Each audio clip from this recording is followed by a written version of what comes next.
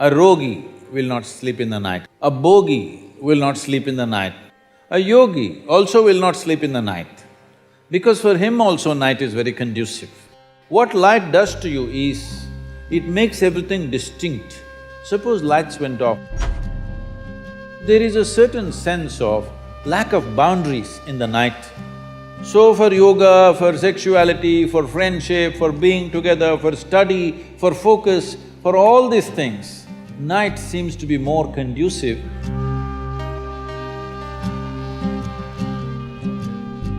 My question to you is, I personally feel that I function more efficiently in the night than I do in the day. It's not that I've changed my biological clock or something and I sleep during the day, but it's just that I feel more productive, not only while studying, but otherwise. I feel invigorated in the night. So why is it so? Thank you. Maybe you're in the wrong country, huh?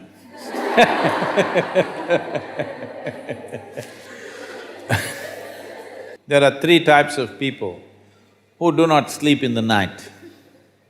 A rogi will not sleep in the night. A rogi means a sick person because he cannot sleep. A bogi will not sleep in the night.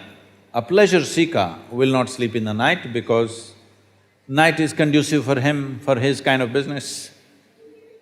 A yogi also will not sleep in the night because for him also night is very conducive.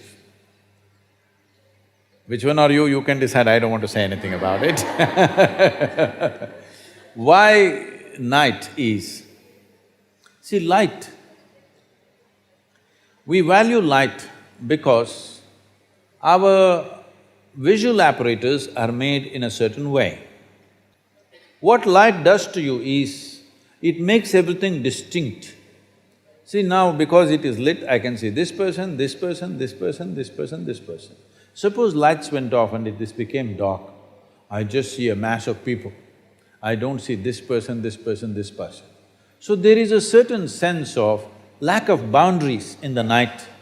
So for yoga, for sexuality, for friendship, for being together, for study, for focus, for all these things, night seems to be more conducive because the difference between what is you and what is the other comes down in the night, simply because our visual apparatus function like this. Where there is no light, everything merges in our experience. So a yogi, a bogi and a rogi, all three of them make use of the night. You can also make use of it, there's no problem unless you're sleeping in the classroom. If you're not sleeping in the classroom, it's fine, nothing wrong with it. But you will see, you try this and see. Can I share something? I was made like this. If I sleep in the morning, normally my school used to be 8:30 in the morning, from 6:45 my mother and my sisters will start waking me up. It's a series of efforts. Many things, they'll make me sit up in the bed, they'll come and twist my arm and do this and this. My mother will do it gently, my sisters will do that. Then they will drag me and my mother will put toothpaste on the toothbrush and give it to me, I'll stick it in my mouth. She'll get me my clothes and say, go and have shower, it's time up, time up. I go inside the bathroom and fall asleep.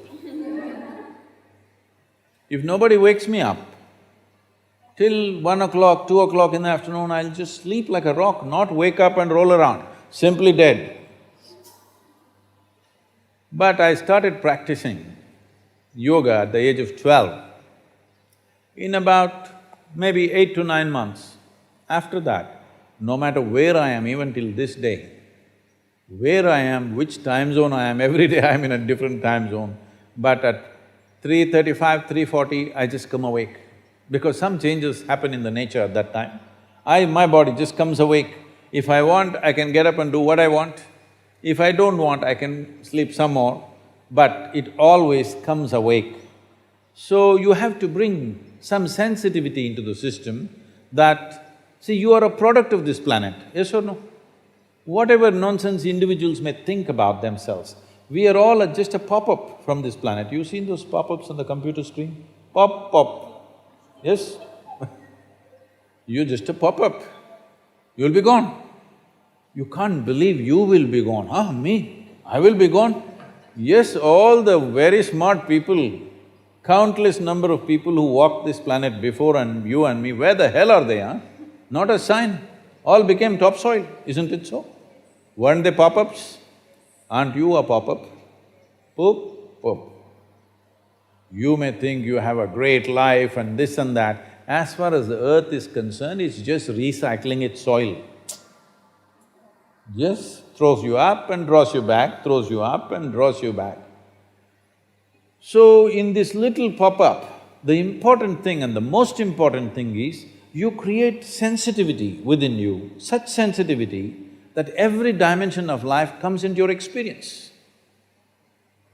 Before you fall dead, is it not important? You experience this life in this fullest possible scale, yes or no? Experience means people think, we must party every day. No, no, same damn thing, how many times you will do? There is much more for the human life to explore. You must become sensitive. When I say sensitive, because the word sensitive is used in a wrong way, in the sense, when people say, oh, she's very sensitive, we are supposed to understand, she will get hurt for just about anything. Yes? No, being sensitive to life and being ego-sensitive are two different things. Being sensitive to life means, if you walk into this hall, you experience everything that's here, you don't miss a thing. If you walk outside, you don't miss a thing. Every dimension of life should come into your experience. This happened. Shankaran Pillai bought a what? He bought a work donkey. And the man who was selling the donkey said, see, this is a very sensitive donkey. You cannot beat this donkey. You cannot use bad words, you cannot abuse this donkey.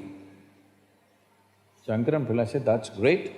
Every day I'm tired of beating these donkeys and abusing. Every day I have to use filthy words to get these donkeys moving. I like a sensitive donkey, and he paid little extra bonus for the sensitivity of the donkey and took it home. He left it in the barn, and tomorrow morning he has to go to work. He went there and told the donkey, please, let's go. No response. He said, please, let us go. Nothing. He went down on his knees and prayed. Nothing. You're not supposed to abuse it, you're not supposed to beat it. Not knowing what to do, he went back to the man who sold the donkey. See, I requested, I pleaded, I prayed, he's not responding, what am I supposed to do? That man said, is that so? Let me see. And he came. He picked up a thick stick like this. One whack on the head. And then he threw the stick and said, come. The donkey followed. Shankaran Pillai got furious, you idiot, you said it's a sensitive donkey, and the way you hit this animal, I've never hit an animal like this in my life. He said, no, no, no, he's very sensitive, first you have to get his attention. So, developing sensitivity means, if you simply close your eyes, you must know what phase of moon it is right now, because all this is playing in your body. Every day it is playing in your system. Do you see if it's a full moon or a new moon, the entire ocean is coming up? There are tides, isn't it? You ever been to the ocean side or you don't? You do? There are tides? Yes. The whole ocean is trying to rise. 72% of your body is water. You think nothing is rising? It is. For every position of the sun, moon and many things that are happening to the planet, they're happening to you. You must become life-sensitive. Then you will know how to manage every aspect of your life. Don't become ego-sensitive, don't become society-sensitive, life-sensitive if you become. What's happening with this life if you know this one thing all the time? You will see, you got your GPS on, there's really no problem, you will never get lost. It doesn't matter who says what kind of situations you're put into, you are never ever lost because you're life-sensitive. This is all this life needs, that this has to become life-sensitive. Right now, we have developed a psychological structure which has got nothing to do with life, it's got something to do with the social scene, got nothing to do with the life.